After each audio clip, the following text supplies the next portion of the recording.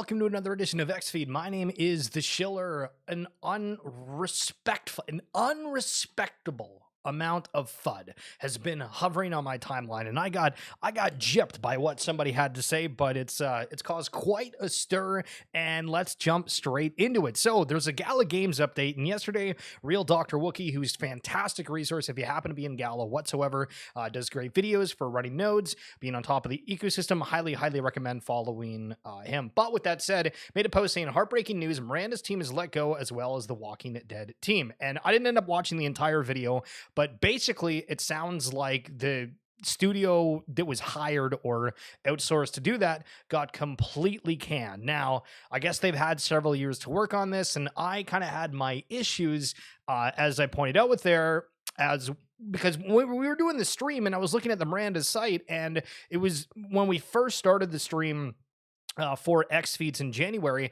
and they said, hey, we're doing a sale. And I was like, okay, that's cool. And then you see like literally no tweets after that. And I don't think I've ever seen an NFT do a sale and then go completely silent on social medias. And then they started posting about like wallpapers. And I was like, I thought the game was much more in tune. You know, they were supposed to have these alpha and game experiences. But anyway, it seems that that's got canned. And wow, has it ever hit the timeline in a interesting fashion, to say the least. So Miranda's game got hit hard. OG devs are out and their work is taken over by Gala Games Santiago, Chile. The Walking Dead Empire game got hit hard too. Probably OG devs are out too, and their work is taken over by Gala Games Santiago, Chile too. The community is feeling very sad. We all hope this will be this will have a positive outcome as possible. Again, this goes back to different collections that are out there and getting acquired, similar to Moonbirds. How long does it take for the teams that are acquiring it, which in this case, it's the, I guess, Gala Games and the Santiago, Chile dev team? How long is it going to take whatever work's been started, et cetera, to come out and create what the vision is? And apparently, like, the NFT market for these have just been absolutely tanked. People bringing up as a whole, Gala Games has had a ton of horrible things, from the BT Orbs mint, which was an entire debacle, which we can get into if you don't remember that. But then the Miranda's Vox cash grab, says Mad Max here. That was another thing that felt like, I don't know where, I guess Gala got all the money from selling nodes, and now they're still trying to figure things out. Surprised that we're having all these hiccups and like almost none of the games were having the success, or they reached a pillar and then they all came kind of, you know, crashing down. It's really weird in the Gala realm. But wow, Gala FUD in full swing. People spent millions for Miranda's game NFT, and the original team has not delivered. Obviously, this needs update and change of direction to reduce burn rate. Dev moved from US to Chile, so that gives them a little bit of extra wiggle room through that. So here's the argument, right? Is it okay? Things haven't worked with Gala in the past, and this is good that they're doing this update where, you know, it's a new change of team. It's going to be cheaper for them, potentially quicker. I don't know. The track record isn't great, though. Another comment within here. This is one of the multiple games that Gala has bait and switched. Fortitude is dead. Spider Tanks is dead. Echoes of Empires is dead. Townstar was nuked, and so on and so on. Gala has made millions off of people with NFTs and do nothing about it other than blame game devs. And so the question then I would pose to you is, what if I have been highlighting Gala Games this entire time? Would you, as somebody who watches, feel like you got completely burned? Would you put that on the Gala team? And you have to think of all the creators out there that follow certain ecosystems, whether it's Polygon, Ronin, Gala Games, or, you know, everybody that's out here. We're like, hey, we think this is going to work out, and then nobody has any idea whatsoever. If you got any thoughts on that, let me know. Wicked Cranium's announcing Wicked Wristbands, your skeleton key to the evolution of events. So it seems like Wicked Craniums is focusing very heavily on the music scene, if you haven't saw previously.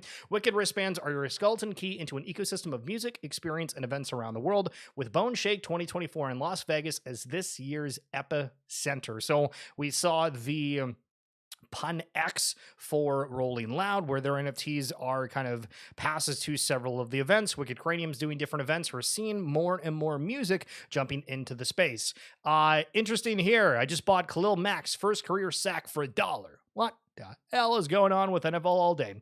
Its pop count is only out of 1155. So assuming, right, that NFL All Day is genuinely the go-to NFT for football fans for the next 100 years. This seems hysterical. It genuinely seems hysterical, but everybody does have those kind of concerns of, hey, what's going on? Is this going to be out there? And I don't know why Top Shot had such success, but it feels like NFL All Day has slowed down a little bit. Yesterday, we were questioning some things because somebody said that one of the packs and like the updates from the playoffs hasn't happened. Literally 24 hours later, bada boom. The final set of the 2023 season on NFL All Day, loaded exclusively with first ever rare moments from featured players, get rares from up-and-comers across the league, and our Spark of Greatness drop.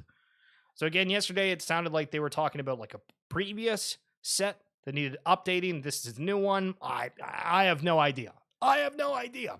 So my other question for you, if I may, is do we see all of the IPs that people once liked return just on a different chain? Because think about it. All of the attention certain collections had back in the day, one of the big reasons it stopped is because just nobody was using Ethereum, nobody wanted to buy these things, and there wasn't really many offerings for being a holder of any of these things, right? And so Subduck's here saying, soon we squish exclusively on base. And if you're base or one of these other ecosystems out there, who are you going to go to try to have things built on there? Well, somebody that has an audience that is building out there already in Web3 and is familiar with that, but Subducks maybe making a little bit of a comeback here. Between Pixel Vault and Terragotchi games, Zai already has two of the most active on-chain games in the industry. With Crypto Unicorns, we have one of the most Lindy and battle-tested communities in gaming. Who else has been running live ops for an open economy? Nobody. So quick little word for Web3 gaming. Everybody said that was the next wave. Everybody. And I don't think we've hit it whatsoever.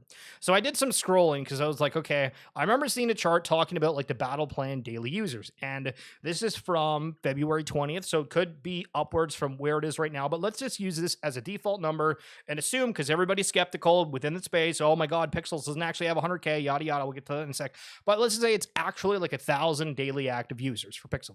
Okay.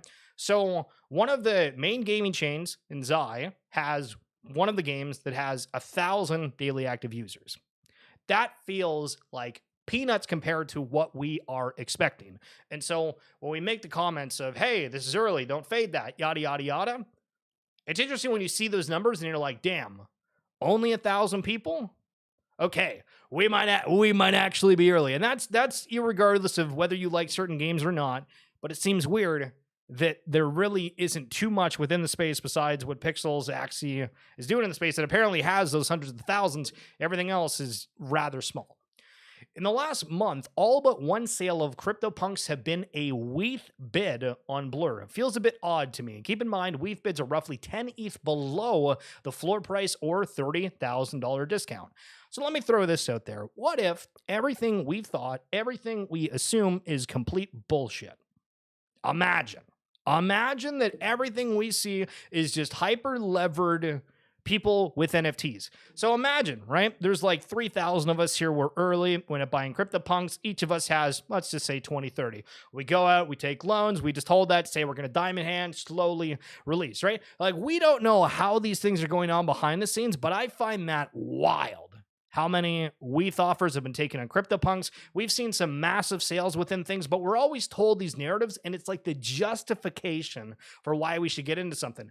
Why you get into CryptoPunk? Oh, because it's the status symbol. Everybody knows that. There's no way that it can lose its value. Well, people said the same thing about several other collections, right? Not exactly having the exact same, one-to-one in traits and breakdown, but it's funny that it's all about the perception that we have individually. KPI, key performance indicator tip and share for creators building a competitive game.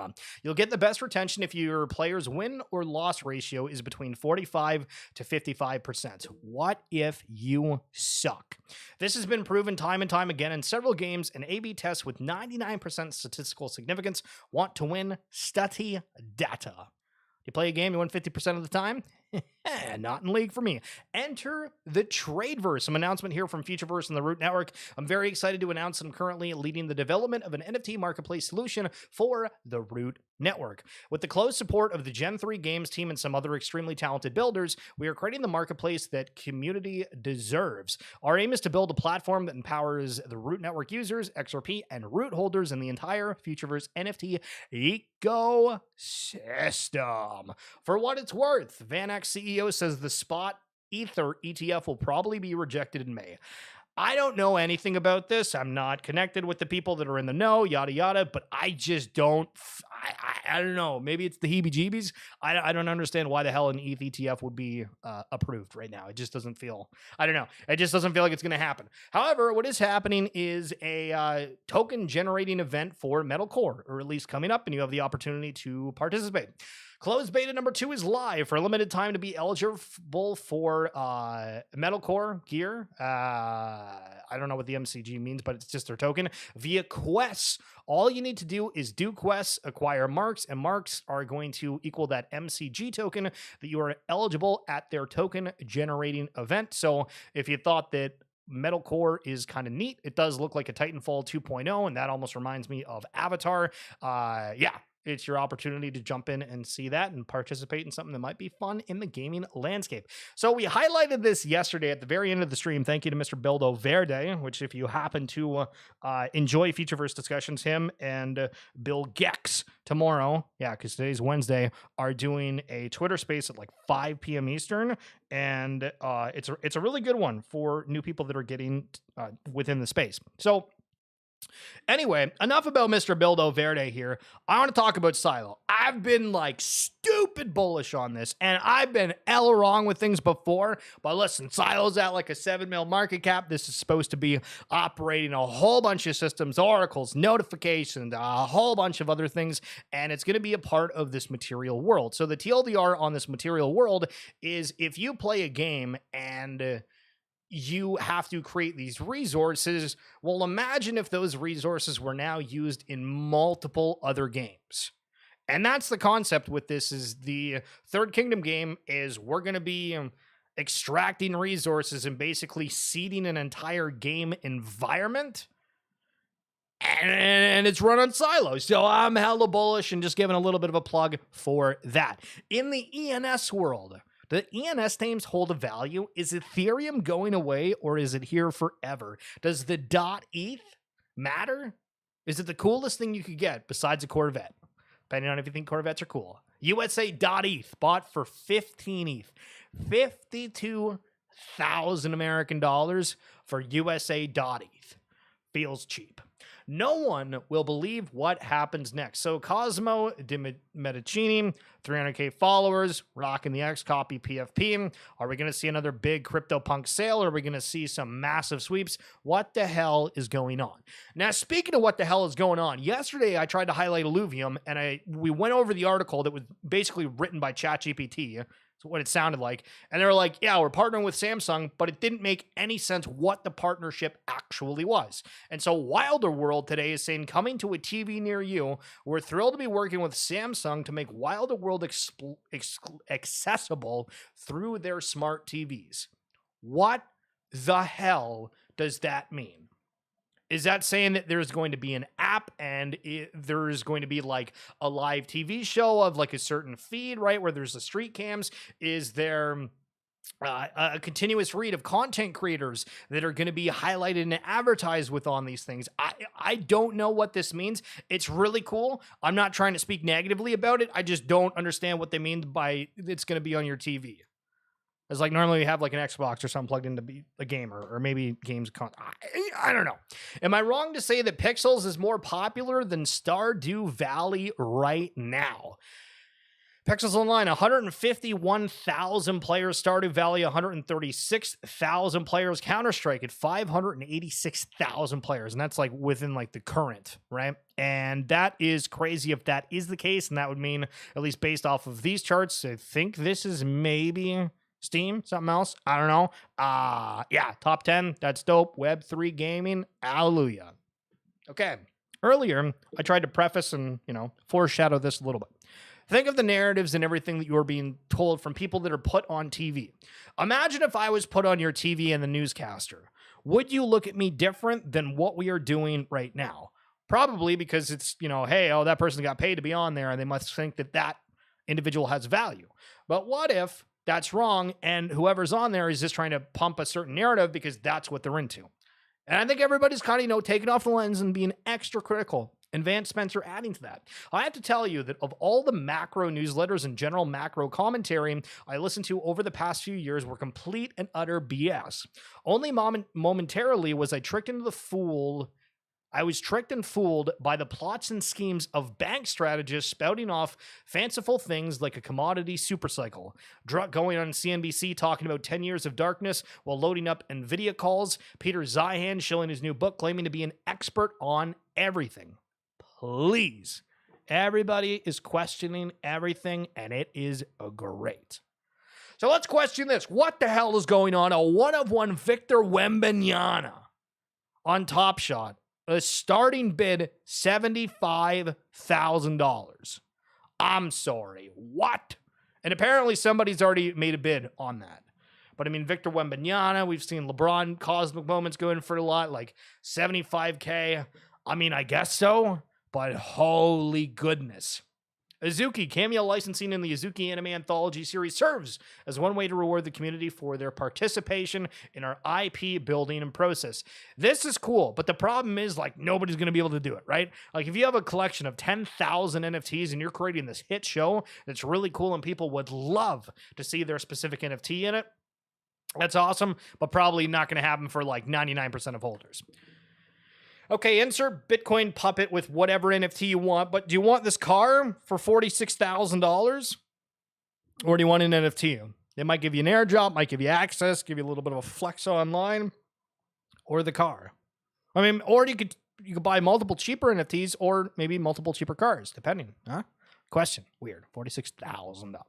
Base is faster than Solana, zero failed transactions, has a sick wallet, Coinbase wallet, and leverages the tens of millions of dollars of ETH stake on mainnet for security on its L2.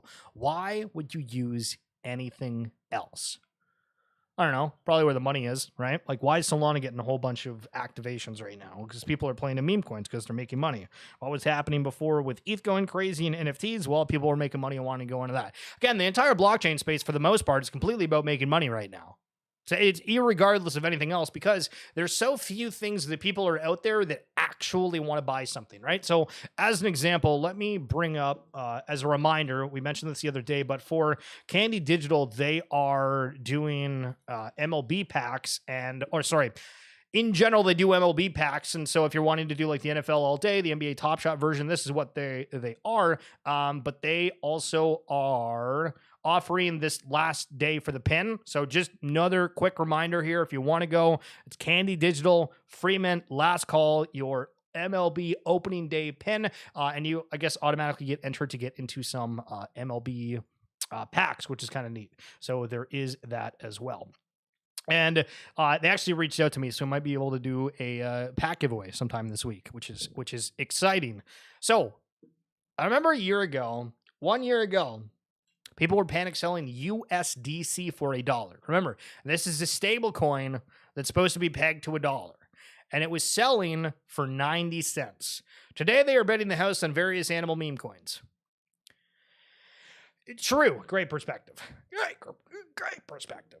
I'm sorry. Am I the only one thinking this is getting out of hand? Imagine growing up playing baseball and you have a plunger that's stuck on your helmet that's supposed to help you hit the ball better. Get the right approach.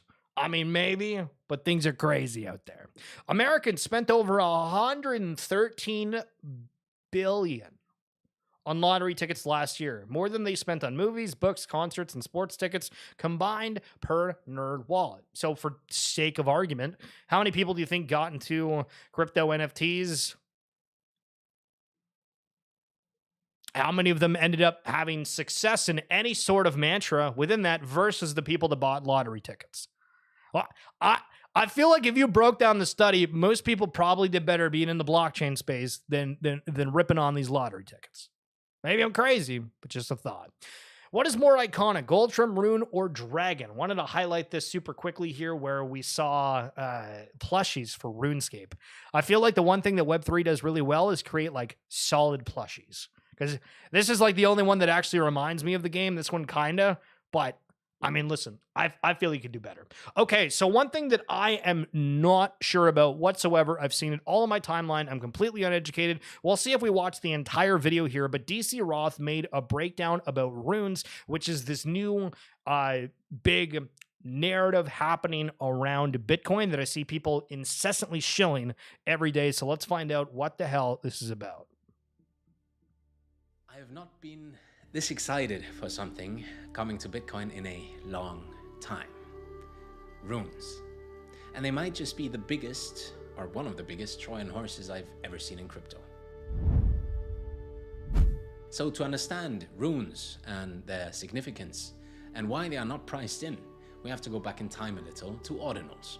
But fear not, even if you've never interacted with ordinals or Bitcoin before, I'm gonna lay it out for you in a very simple manner. There are just a couple of concepts we need to understand.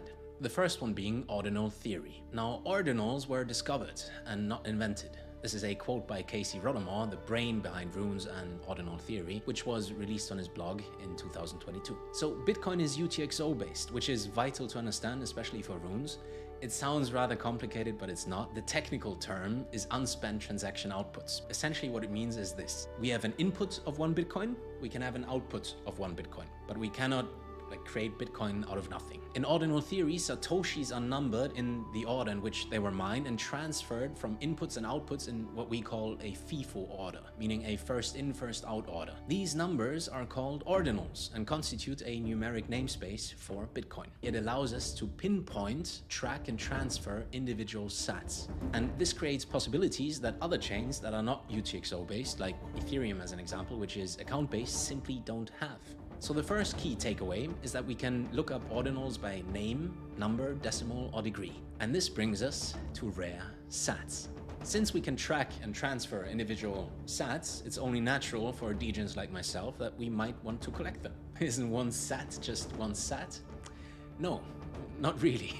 Bitcoin has periodic events, some frequent, some more uncommon, and some that are incredibly rare. And combined, those events form a system of rarity. Blocks as an example. Like every 10 minutes, we get a new Bitcoin block. The first Satoshi of a new block that is being mined is an uncommon sat. The next one is difficulty adjustments. Every 2016 blocks, or like roughly every 2 weeks, the Bitcoin network needs to adapt to the changes in hash rate. And the first sat of this block is considered a rare sat. The next thing we have is the halving, which is happening very soon. This happens roughly every 4 years, or precisely every 210,000 blocks. And the first sat mined is considered an epic sat. And lastly, and the most rare, a cycle is when a difficulty adjustment and a halving coincide. This is what we call a conjunction. They happen every 24 years. And those sats, the first ones, they are legendary. Now, the only mythical sat we will ever have is the first sat of the Genesis block. There are also exotic Satoshis that carry cultural significance. As an example, the 10K pizza transaction, or the first sats that were mined by Satoshi. And for someone like myself who loves the crypto culture, this is just such a cool thing to own, in my opinion. The real magic happens once we start to inscribe data onto those rare sats. And this brings us to inscriptions. It's pretty much what it says. We are inscribing data into one single Satoshi, and we can determine it by UTXOs and ordinal theory. Back when ordinals first emerged, the 4 megabyte block space of Bitcoin was a huge hard cap of what ordinals were capable of. And it even sparked controversy within the Bitcoin OG community because ordinals started using up a bunch of block space. And obviously that made miners very happy, but transactions a bit more expensive. I mean, look, the core principle of Austrian economics and Bitcoin is that all value is subjective, and if degens think that their digital artifact holds value, so be it. To make things less expensive, Bitcoin devs invented something called recursive inscriptions, and it's such a genius approach in my opinion. With recursive inscriptions, developers can now call data from already existing files and inscribe something new, meaning they don't need as much space and they can create incredibly complex things. The first ones to ever do it was OCM Dimensions. Shout out to Danny and the On-Chain Monkeys, they're always like 2 steps ahead, it's pretty nuts. Now, the most vital part to understand is how inscriptions differ from your favorite ETH NFT or Solana NFT. But, I mean, NFTs, the funny thing is that the NFT is not even on the blockchain, it's just a URL to the JPEG. Once the company that's housing the image goes bankrupt or ceases to exist, the image does as well. Now look, I'm not saying this is gonna happen to your favorite animal JPEG, but we cannot rule it out. Just to give you a little more context, 98.4% of all web links have ceased to exist. They're just gone. And not just any, we are talking about 70% of Harvard Journal citations, or roughly 50% of Supreme Court documents. Poof. Bitcoin fixes this, it really does. We don't need a sidechain, we don't need AWS like Amazon Web Service, we don't need IPFS, they're on chain, all of them. And once you inscribe data, music, games, videos, whatever we come up with, like the Wu-Tang's Ghostface Killer is about to drop a 10K collection as an example. Free mint, 10K supply, CCO rights go towards the holders. I mean, this is just the start of a much bigger revolution. So inscriptions and ordinals inherit everything that Bitcoin does. The immutability, the decentralization, the security, like all of it. And this is why we call them digital artifacts. Once you inscribe something, anything, it will be there until the end of time. They kind of are what NFTs wanted to be. All right, now that we are up to speed, let's talk about runes. And man, it's gonna get wild. Do you remember what Safety Namus said about Ethereum?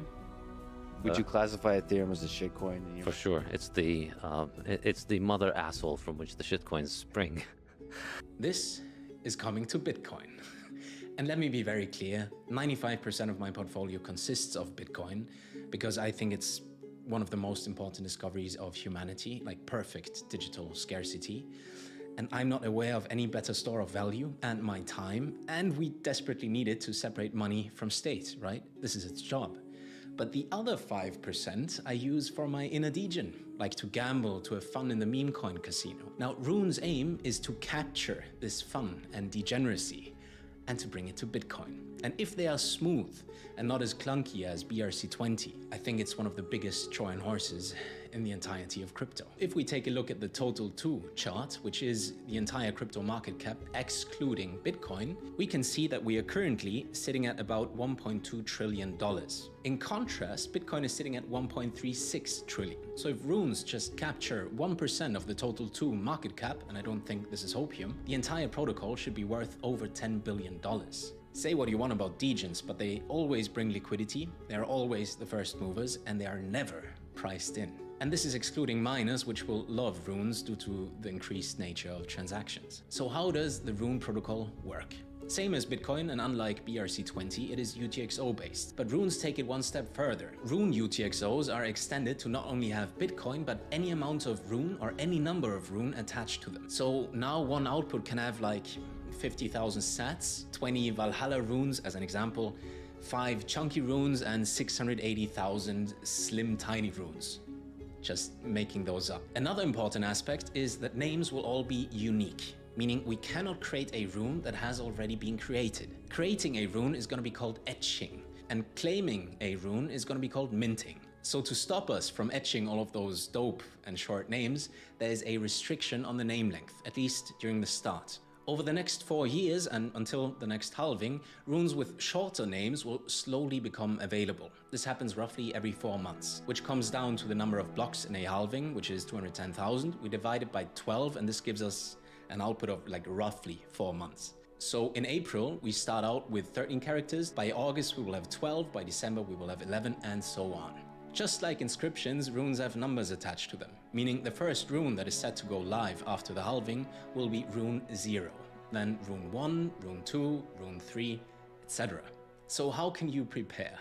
Firstly, get yourself a Xverse wallet, as it'll support runes. Secondly, and this really is non-financial advice, check out all of the rune-specific ordinal projects on Magic Eden. Like Runestones and the R6 Meta Protocol come to mind immediately, but there are many more. Before you ape into them, know this. Every project that is planning on delivering runes will not be delivering runes 0 to 9, the single-digit runes, because they will be hard-coded into the protocol. And it's my belief that at least the single-digit runes will be the most sought after because, let's face it, provenance matters in crypto, like a lot. And nobody is going to airdrop those runes. They will just come into existence at block 840,000. And then it'll be a real free-for-all, basically, like a first-come, first-serve. So be ready for that. It looks as if there was one chunky rune in there, low divisibility, low supply, non-financial advice.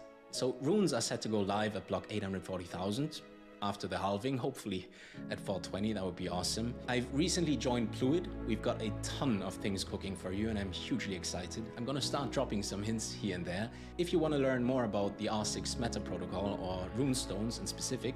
Okay, so I'm not gonna lie, I feel hella confused. So they're basically doing like meme coins and stuff on Bitcoin through runes, and those runes get activated at a certain point, and then there's special things around the time of the halving.